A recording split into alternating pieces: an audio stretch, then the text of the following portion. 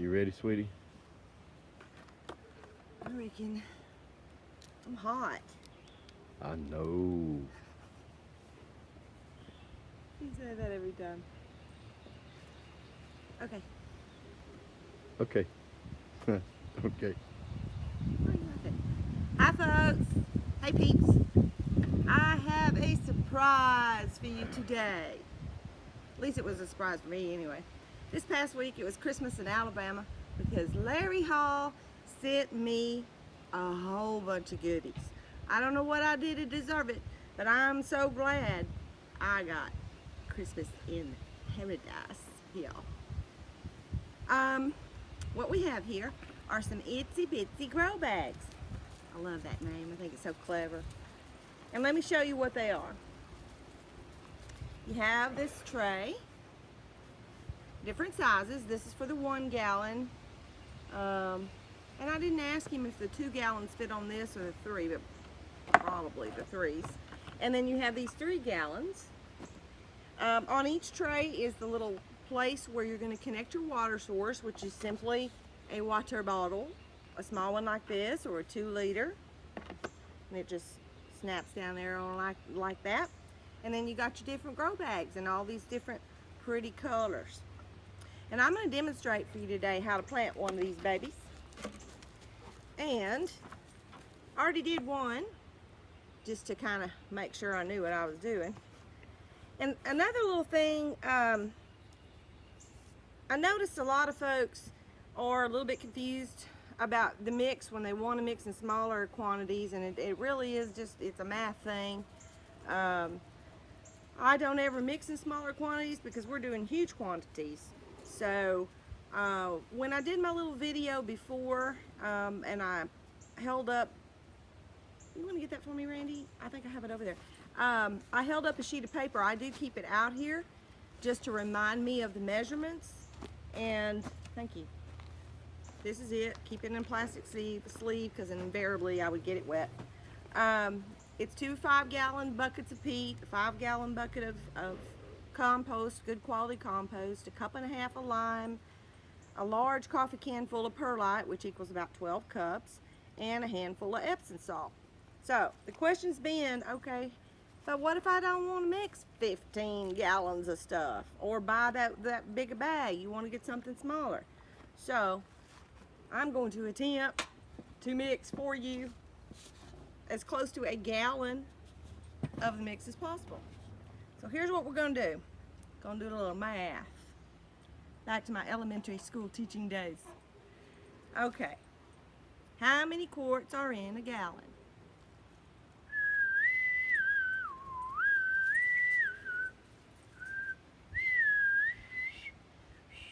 I really can't whistle. That is not my gift. You know the answer? 1, 2, 3, 4. 4 quarts in 1 gallon. So basically we're going to want to mix up 4 quarts of mix. So how are we going to do that? Well, the ratio is 2 parts peat to 1 part compost. So we basically want to end up with 4 quarts of stuff, right? So I have my peat over here.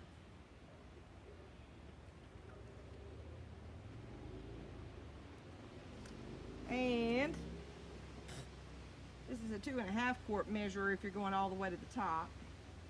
But there's 2 quarts, so I'm going to dump that in. And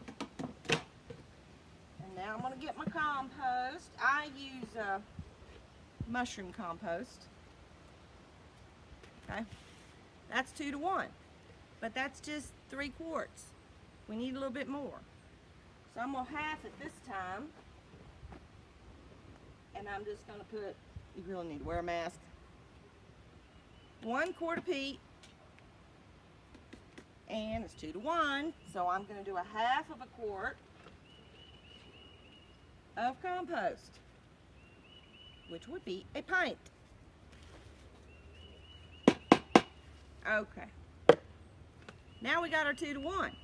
Go ahead and stir this around a little bit. Next part's a little harder to figure out, huh? The lime. So, let's go back to our math. If there is 1.5 cups of lime in 15 gallons, which is what that recipe mix makes. Once you think about how many ounces are in a cup and a half of lime. There's 8 ounces in a cup. 4 ounces in a half a cup. 8 plus 4 is 12. So there are 12 ounces in Larry's regular mix of lime. Okay. Well, we're only making 1 gallon out of 15. So we're going to divide the 12 ounces by 15. And if you do that, you're going to get on a calculator or in your head, you're going to end up with 0.8 of an ounce. That is not even a full ounce. Okay? How you going to measure an ounce? Well, go back to your math skills again. There are 2 tablespoons in 1 ounce. I like to cook, just saying. So we're going to have not quite 2 tablespoons. Maybe a little more than a tablespoon and a half should be enough. So, there it is. Got that. Now the perlite. 12 cups in 15 gallons. And we only want 1 gallon. So, we're going to divide again 12 cups by 15. And you're going to get 12/15ths, which is 0.8 again, which is not quite a cup.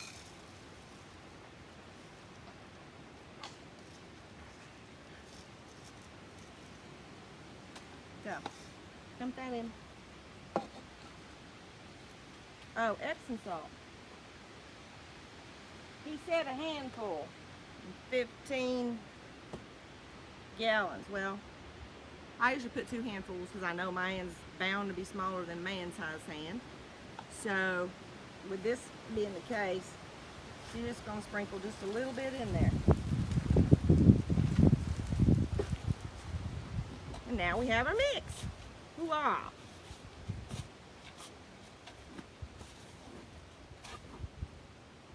All mixed up. Okay, time to fill.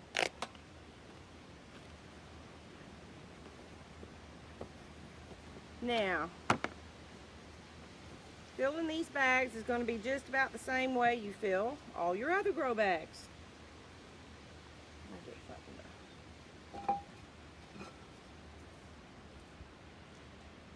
You want to put some in, and you know we want to start that capillary action going. So, I've got about 1/3 in there, and I'm going to water it. Ooh, ooh, there's cracks in this table. It came down. I need that. I need that. Okay. It's definitely coming through. Trust me. On my legs. So, fill it again. I'm not hot anymore. My leg isn't anyway. Fill it again.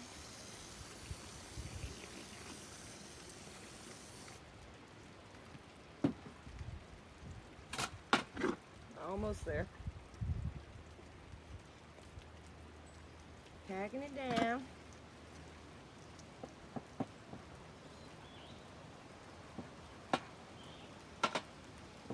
I'm about 1.5 inches away from the top of it right now.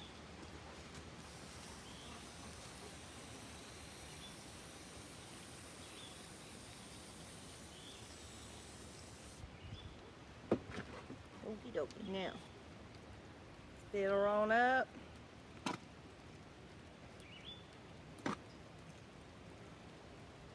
Tell you what, it was 47 degrees this morning here in Alabama. It's absolutely crazy. But it's warm right now out here in the sun. I usually do all my own seed starts, but they're kind of all planted. So I bought some plants for this, and this is purple basil. Yeah. And I like bonnie plants, but I do not like these peat pots. Don't let anybody tell you these things disintegrate. They do not disintegrate. So, take them off. Throw them out.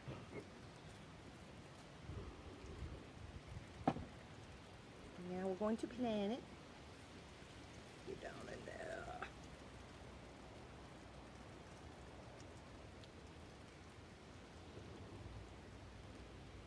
Okay. Now, Larry, in his directions on the Itsy Bitsy, he recommends, normally, you know, he recommends the fertilizer, the 10-10-10, or organic fertilizer for those of us that like to use organics, which you could do with this. He, though, said put some worm castings on the top. I do love worm castings, so I'm going to sprinkle some on the top here. Another thing he recommends, because people have asked, is can they put liquid fertilizer in the bottle? And he said, yeah, sure. Go for it. So that's another way you can fertilize if you want to. I brew my own compost tea. So that would probably be something, oh, every now and then, whenever I brew it, that I would put in the bottle. Okay, now we're going to water her in again. And I'm going to stay back from the water. Looking for my bottle. Ugh. Gotta water again. Almost done. Hasn't taken very long.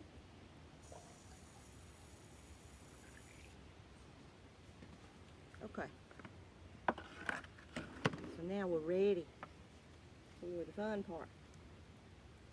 We set the baby Itsy Bitsy in the Itsy Bitsy planter tray. We put our marker so we know what it is. And we're going to turn this full water bottle over in the tray. Voila. And it's filling up. Now, to keep your mosquitoes at bay, he recommends putting some rocks, pea gravel, decorative rock in the tray. I even thought about marbles. That'd be cool with your grandkids. Let them go pick out some colored marbles and put it in it. We have 7 grandkids, and they're going to be getting some of these little Itsy Bitsy planters.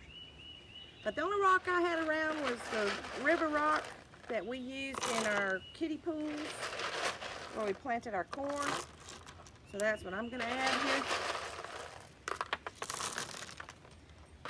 You know, this morning when I was thinking about doing this and making the demo, I was thinking about the name, Itsy Bitsy. How cute, how cute. And I thought, it really needs a theme song. So I came up with one. You ready? You not ready, Charlie? You not ready, buddy? Okay. The Itsy Bitsy planter grows up to the sun. Never need to water because it's always done.